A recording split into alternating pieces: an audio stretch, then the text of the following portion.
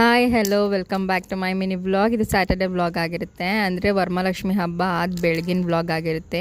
ಇನ್ನು ಬೆಳಗ್ಗೆನೇ ಎದ್ದೊಳ್ತಿದ್ದಂಗೆ first hospital ಕಡೆ ಹೊರಟ್ವಿ. ಏನಕ್ಕೆ ಅಂದರೆ ವರಮಹಾಲಕ್ಷ್ಮಿ ಹಬ್ಬದ ದಿನ ನೈಟ್ ಆಗ್ತಿದ್ದಂಗೆ ನಾನು ಹುಷಾರು ತಪ್ಪಿಬಿಟ್ಟೆ. ಫುಲ್ ವಾಮಿಟಿಂಗು, ಫೀವರ್ ಎಲ್ಲ ಸ್ಟಾರ್ಟ್ ಆಗಿಬಿಡ್ತು.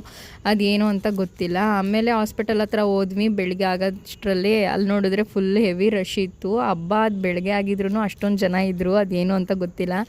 ಆಮೇಲಿಂದ ಅಲ್ಲಿ ಮುಗಿಸ್ಕೊಂಡು ಹಾಗೆ ಟ್ಯಾಬ್ಲೆಟ್ಸ್ ಎಲ್ಲ ಚೇಂಜ್ ಮಾಡಿಸ್ಕೊಂಡು ಫೀವರ್ಗೆಲ್ಲ ತೋರಿಸ್ಕೊಂಡು ಹಾಗೆ ಸ್ಕಿನ್ ಡಾಕ್ಟರ್ ಹತ್ರ ತೋರಿಸ್ಬೇಕಿತ್ತು. ಫಸ್ಟ್ ಒಂದು ಡಾಕ್ಟರ್ ಹತ್ರ ತೋರಿಸಿದ್ದೆ, ಬಟ್ ಅದರದ್ದು ಏನು ರಿಸಲ್ಟ್ಸ್ ನನ್ನ ಫೇಸಲ್ಲಿ ಕಾಣಿಸ್ಲಿಲ್ಲ. ಸೊ ಡಾಕ್ಟರೇ ಒಂದು ಸಜೆಸ್ಟ್ ಮಾಡಿದರು, ಲಾವಣ್ಯ ಸ್ಕಿನ್ ಕ್ಲಿನಿಕ್ ಅಂತ. ಅಲ್ಲಿ ಹೋಗಿ ತೋರಿಸ್ಕೊಂಡು ಬನ್ನಿ ಅಂತ. ಬಟ್ ಅಲ್ಲಿ ಹೋದರೆ ಅಪಾಯಿಂಟ್ಮೆಂಟ್ ನನಗೆ ಸಿಕ್ಕಲಿಲ್ಲ. ನನಗೆ ಸಿಕ್ಕಿದ್ದೆ ಥರ್ಸ್ಡೇಗೆ. ಸೊ ಆಯಿತು ಅಂತ ಅಪಾಯಿಂಟ್ಮೆಂಟ್ ಬರ್ಸಿಟ್ಬಿಟ್ಟು ಅಲ್ಲಿಂದ ಮನೆ ಕಡೆಗೆ ಬಂದೆ. ಇನ್ನು ಶ್ರಾವಣ ಶನಿವಾರಕ್ಕೆ ಅಂತ ಅಂದ್ಬಿಟ್ಟು ಫ್ಯಾಮಿಲಿಗೆಲ್ಲ ಗೆಟ್ ಟುಗೆದರ್ ಒಂದು ಊಟ ಇಟ್ಕೊಂಡಿದ್ವಿ.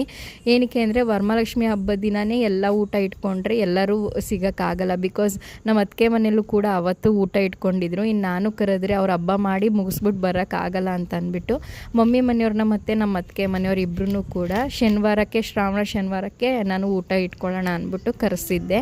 ಇನ್ನು ಅಮ್ಮ ಬೆಳಗ್ಗೆ ಒಂದು 12:30 ಹಂಗೆ ಬಂದರು. ನಾನು ಹಾಸ್ಪಿಟಲಿಂದ ಬರ್ತಿದ್ದಂಗೆ ಅವ್ರು ಬಂತಿದ್ದಂಗೆ ಅವ್ರ ಪಾಡ್ಗವ್ರು ನನಗೆ ಹೆಲ್ಪ್ ಮಾಡಿಕೊಡೋದು, ಕೆಲಸ ಮಾಡಿಕೊಡೋದು ಎಲ್ಲ ಮಾಡಿಕೊಡ್ತಾಯಿದ್ರು.